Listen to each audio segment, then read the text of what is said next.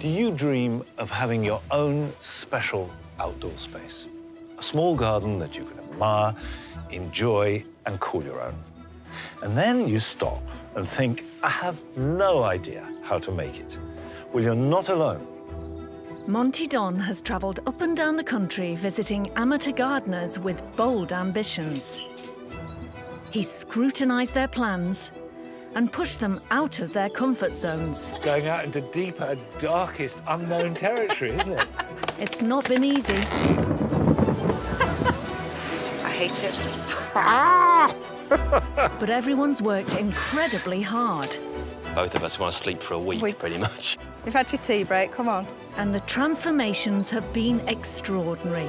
It's just incredible, it really is. I declare this garden open!